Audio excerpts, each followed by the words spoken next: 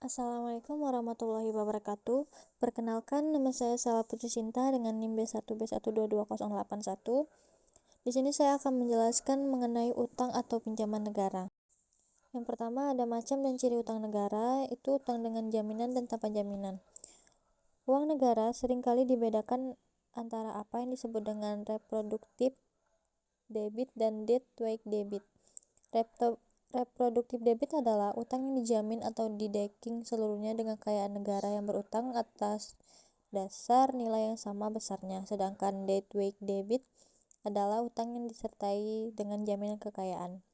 Pembayaran bunga dan cicilan pokok uang bagi reproduktif debit biasanya diambil dari pendapatan yang berasal dari kekayaan negara atau hasil usaha negara peminjam.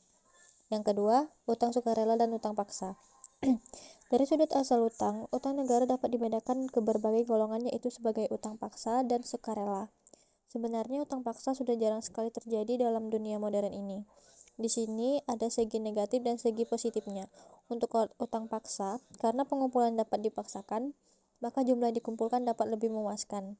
Sedangkan keuntungan utama dari uang sukarela bila dibandingkan dengan uang utang paksa adalah bahwa para pemberi utang yang bebas menyerahkan dananya tergantung pada kemauan mereka sendiri.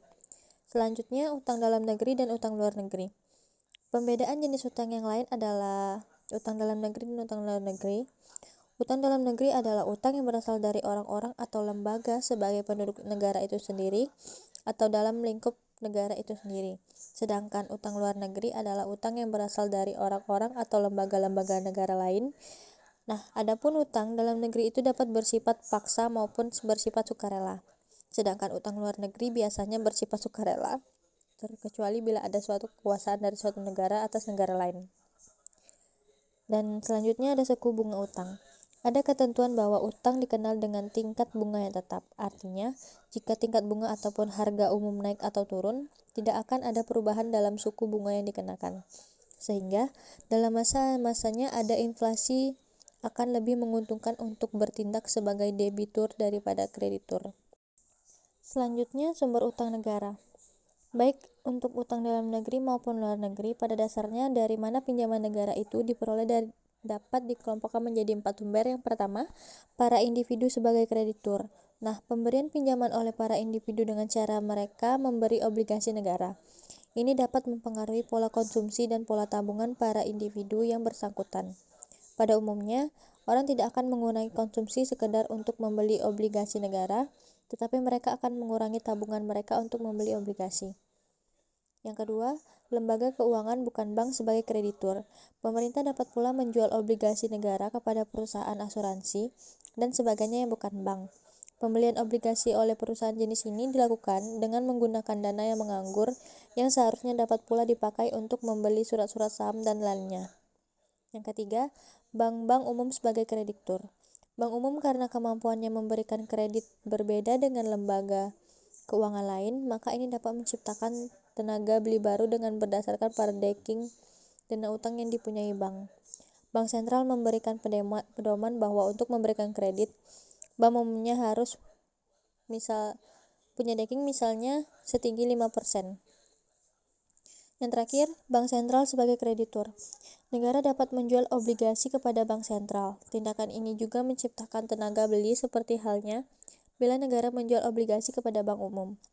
Bank sentral membuka rekening negara dan seolah-olah negara mempunyai simpangan di bank sentral. Kalau kemudian negara mengambil uang dari bank dan melakukan pembayaran kepada individu dalam masyarakat, dan bila para individu menyimpan dana itu di bank umum, maka ini akan merupakan decking lagi bagi bank umum sehingga bank umum dapat menciptakan kredit yang hasilnya berbentuk uang giral. Materi selanjutnya, beban dari utang negara. Beban dari utang negara ini hanya akan dihubungkan terhadap utang di dalam negeri dan utang luar negeri.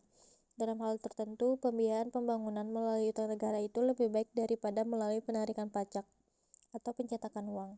Dengan penarikan pajak, berarti pendapat individu atau masyarakat yang siap dibelanjakan menjadi berkurang sebesar pajak tersebut, dan konsumsi juga menurun sebesar hasrat konsumsi marginal. Ini berarti pula akan memperkecil permintaan agregat dan selanjutnya akan mengekang laju pendapatan. Di sisi lain, pihak jika pengeluaran negara itu dibiayai dengan utang negara baik dalam negeri maupun luar negeri. Alternatif lain untuk membiayai pengeluaran negara dapat ditempuh dengan pencetakan uang. Nah, lebih-lebih kalau pencetakan uang itu dibandingkan dengan cara pembiayaan lewat pajak, maka pencetakan uang jauh lebih ringan akibatnya karena pengenaan pajak menekan konsumsi. Selanjutnya mengenai utang luar negeri. Nah, beban utang itu dapat dibedakan menjadi beban dalam arti uang dan beban dalam arti real. Selama jangka waktu tertentu, beban uang langsung dapat diukur dengan suatu jumlah pembayaran tertentu dalam bentuk uang baik dalam hal pembayaran bunga maupun cicilan utang. Utang dalam negeri adalah jenis pinjaman pembiayaan melalui utang yang diperoleh pemerintah dari peminjam dalam negeri atau luar negeri yang diikat oleh suatu perjanjian pinjaman dan tidak berbentuk surat berharga negara yang harus dibayar dengan persyaratan tertentu. Materi selanjutnya, masalah pengelolaan utang negara. Sebenarnya ada dua indikator utama mengenai utang apabila kita mengukur kapasitas suatu negara guna melakukan pembayaran dalam valuta asing.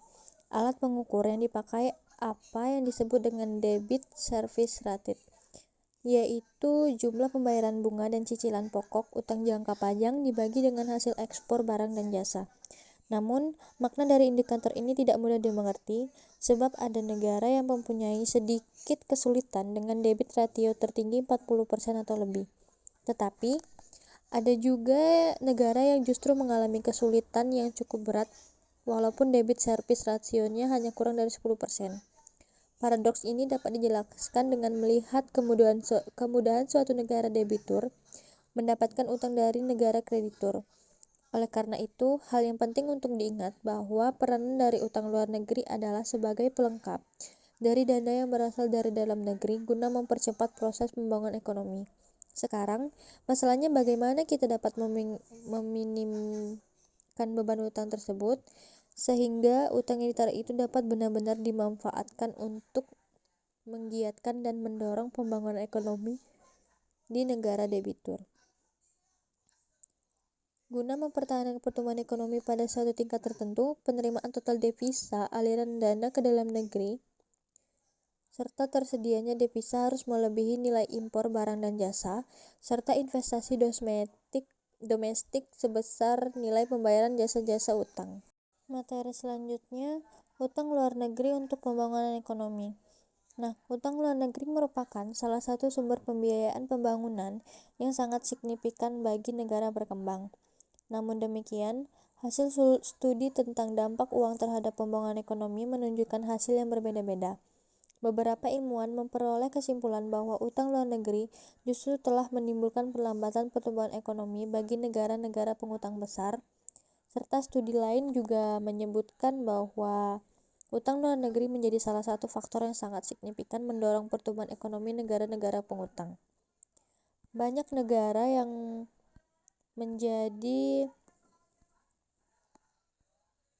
terbentuknya daya mulai kapital yang sangat terbatas karena di samping rendahnya produktivitas juga karena tingginya tingkat konsumsi baik sektor wisata ataupun negara yang disebabkan meningkatkan jumlah penduduk. Nah, utang luar negeri itu didefinisikan sebagai utang penduduk yang berdomisili di suatu wilayah, teritori ekonomi kepada bukan penduduk. Sedangkan menurut Supermoko, utang luar negeri adalah utang atau pinjaman yang berasal dari orang-orang atau lembaga-lembaga dari negara lain. Banyak negara berkembang yang kini telah masuk dalam perangkap utang dan akhirnya hanyut dalam lingkaran ketergantungan utang. Dalam konteks argumen ini, patut dipertanyakan kembali relevansi dan urgensi utang luar negeri dalam pembiayaan negara-negara berkembang. Selanjutnya, meringankan beban utang. Beberapa negara pada tahun 1970-an memerlukan bantuan untuk meringankan beban utang masing-masing. Beberapa negara terpaksa merundingkan kembali mengenai utang mereka, sebab negara-negara ini umumnya mengalami neraca pembayaran internasional yang semakin jelek karena terlalu banyaknya kebijakan fiskal dan moneter yang bersifat ekspansi selama beberapa tahun, ditambah dengan masalah khusus seperti kekacauan dalam negeri, penurunan ekspor, dan lain sebagainya. Beberapa tindakan telah diambil untuk meringankan beban utang ini, diantaranya melalui konsorsium bantuan. Sebagai misal, utang Pakistan sebesar 990 juta dolar ditentukan kembali saat pengembaliannya. India menerima 1,5 miliar dolar peringanan utang antara 1968 dan 1976 dari konsorsium bantuan, terutama untuk memperbaiki kualitas bantuan pada saat pembayaran debit service, yaitu dengan membatasi India mencapai sumber-sumber devisa luar negeri. Selanjutnya, posisi utang luar negeri Indonesia. BI mencatat posisi utang luar negeri Indonesia pada akhir Juli 2022 sebesar 400,4 miliar US dollar atau sekitar 5.964 triliun.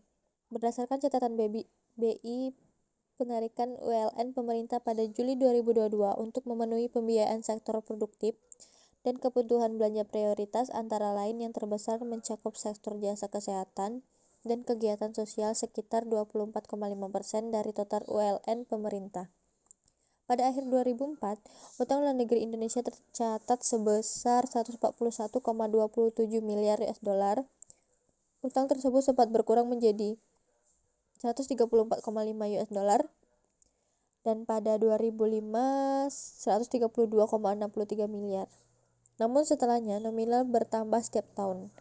Peningkatan utang tersebut terjadi pada kelompok pemerintah dan bank sentral maupun kelompok wisata.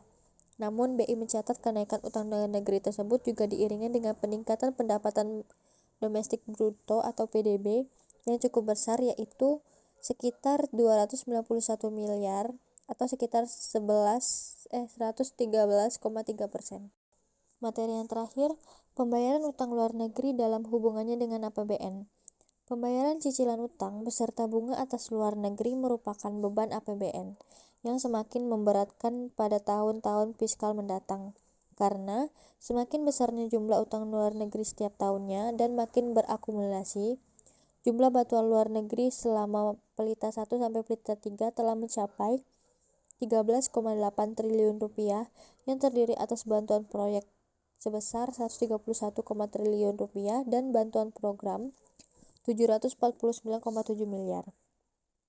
Hingga sekarang, belum ada kemungkinan menghentikan utang luar negeri guna mempertahankan momentum daya gerak pembangunan.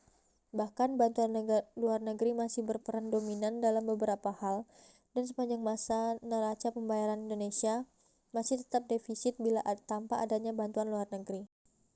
Baiklah, sekian penjelasan dari saya. Apabila ada salah kata saya mohon maaf. Saya akhiri. Wabillahi taufiq wal hidayah. Wassalamualaikum warahmatullahi wabarakatuh.